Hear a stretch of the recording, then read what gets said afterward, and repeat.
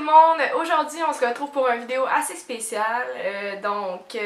Premièrement, le sujet de la vidéo, c'est les ruptures amoureuses. Je trouvais ça important d'en parler. Je sais que c'est un sujet peut-être banal pour certains, mais moi, je trouve ça assez important, étant donné que c'est pas tout le monde qui vit ça de la même manière. Oui, il y a des gens qui s'en sortent bien, que c'est pas grave, un de perdu, 10 de retrouvé, mais il y a d'autres gens que c'est un peu différent, comme moi.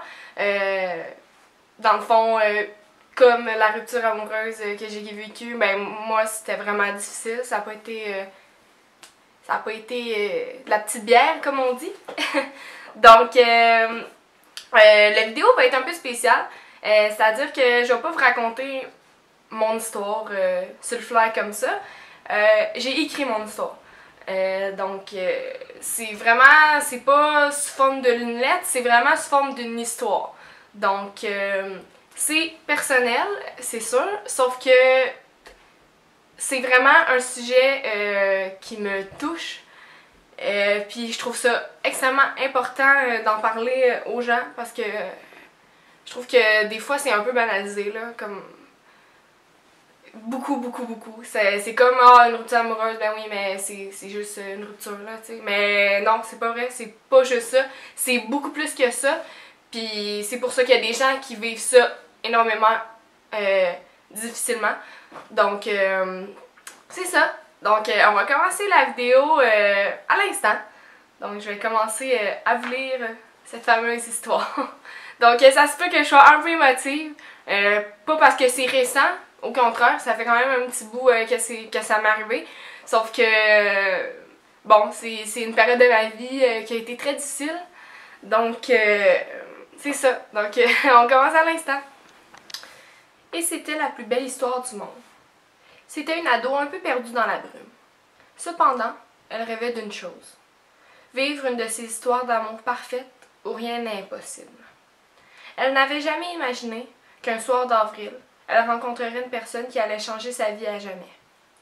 Du jour au lendemain, elle partageait sa vie avec un garçon, tout comme elle, un peu perdu. Ils formaient quelque chose de complètement unique qui faisait envier ceux qui les côtoyaient. C'était eux contre le monde. Elle avait toujours été un peu trop rêveuse. Elle croyait qu'elle allait vivre le restant de ses jours avec ce garçon. Elle le croyait vraiment, car selon elle, l'amour qu'on éprouve pour quelqu'un ne s'éteint jamais complètement. Pour la première fois de sa vie, elle se sentait comprise et aimée pour ce qu'elle était vraiment. Les mois passaient, ils étaient toujours aussi amoureux l'un de l'autre. Je ne vous cacherai pas qu'ils se chamaillaient à l'occasion. Elle était explosive, il lui était le pacifisme en personne. Cette divergence de caractère les rendait, de mon opinion, plus fous l'un que l'autre. Elle pleurait, il pleurait, mais la sincérité de leur amour les ramenait toujours ensemble, prêts à affronter le monde. Elle était prête à tout pour le rendre heureux. C'était devenu son but premier, rendre heureux celui qui l'aimait. Elle savait bien qu'elle prenait un risque, le risque de se détruire. Mais ce risque en valait la peine, car ce qu'elle faisait le mieux était de l'aimer. Il était certain qu'elle l'aimait plus qu'il l'aimait. Mais leur amour était différent. Elle l'aimait d'un amour aveugle. Cet amour qui nous rend complètement idiots et prêts à sacrifier tout pour l'autre. Quant à lui, c'est un amour réaliste. C'est-à-dire qu'il savait très bien qu'il était possible qu'un jour, il se lasse et tombe sous le charme d'une autre. Malgré tout, ils étaient beaux à voir. Ils grandissaient à travers l'autre. Les années avaient passé, ils étaient devenus un vieux couple. La passion des premiers moments n'était plus au rendez-vous, mais une complicité incroyable s'est installée. Ils s'aimaient autant, mais leur amour s'était transformé en quelque chose de beaucoup plus solide. Et puis, il y a eu ce départ. Le départ du jeune homme vers son avenir. Il pliait bagages pour aller vivre ses rêves. Elle avait énormément de mal de voir s'éloigner la personne qui la rendait vivante chaque jour, mais elle voulait qu'il soit heureux et épanoui, et ce, avec ou sans elle. Pardon. On voit plus rien, j'ai les yeux pleins d'eau.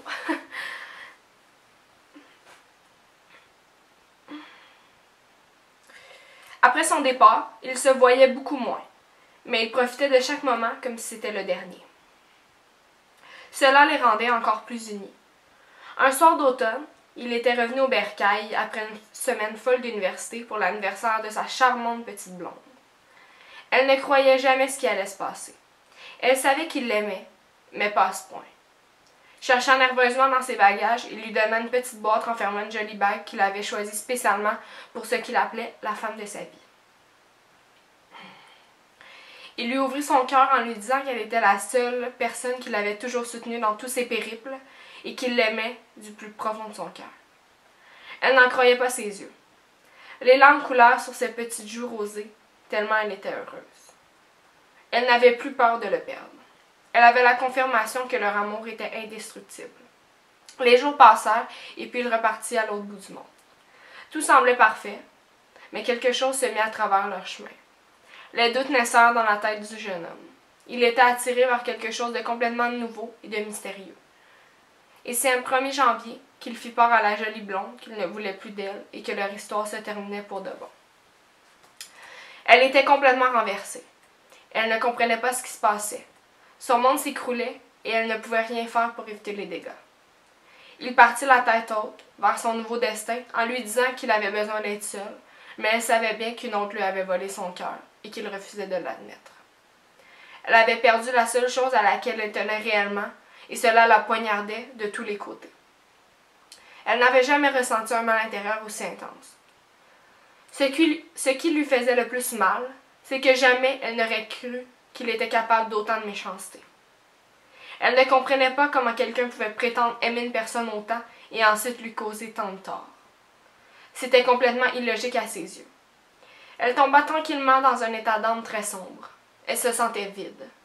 Elle commença donc à se lacérer les poignets chaque jour afin de ressentir quelque chose et d'avoir la certitude qu'elle avait encore un âme. Elle souhaitait également paralyser ce mal émotionnel si profond qui détruisait tout ce qu'il y avait de beau en elle. Plus d'un mois avait passé depuis qu'on lui avait arraché la chose qu'elle chérissait le plus, et elle allait toujours aussi mal. Quant à lui, le jeune homme allait plutôt bien. La nouveauté le rendait heureux maintenant. Comment pouvait-il passer à autre chose si vite, se disait-elle. Des questions qu'il avait laissées sous silence la hantaient. Tous ses mensonges et ses trahisons l'avaient remplie de tristesse et de colère. Elle ne voulait plus vivre ainsi.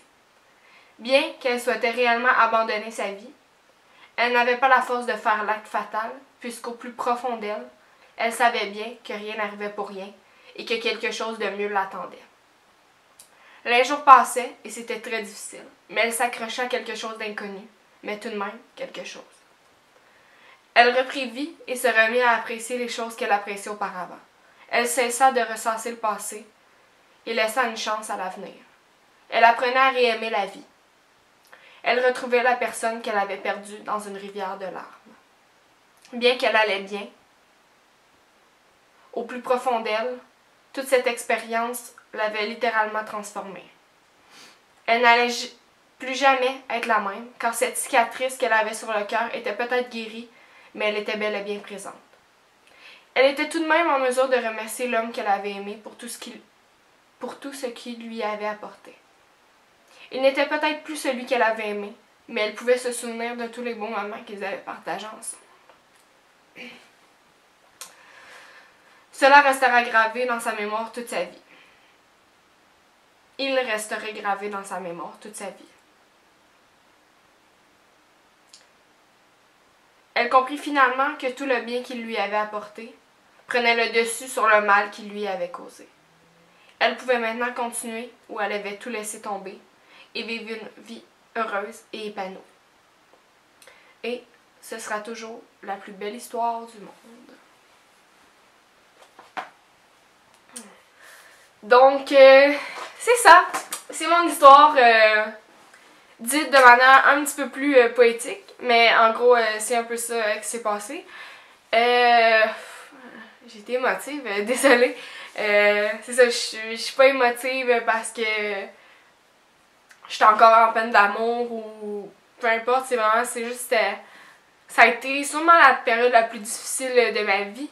Pour de vrai, dans mes 19 ans. Je pense que c'est la fois que j'ai le plus mal. J'espère ne plus jamais revivre de mal aussi intense que ça, même si, bon, la vie, c'est des hauts et des bas. Donc, c'est ça. Si vous avez des questions, si vous avez besoin de parler parce que vous vivez une situation similaire, ben je suis là. Donc vous pouvez m'envoyer un message, ça me faire plaisir de vous aider. Donc merci beaucoup de m'avoir écouté et je vous souhaite une magnifique journée. Bye! You said, see, look at that, yo. Stacked on top with your brothers. See how they resemble one another, even in the play.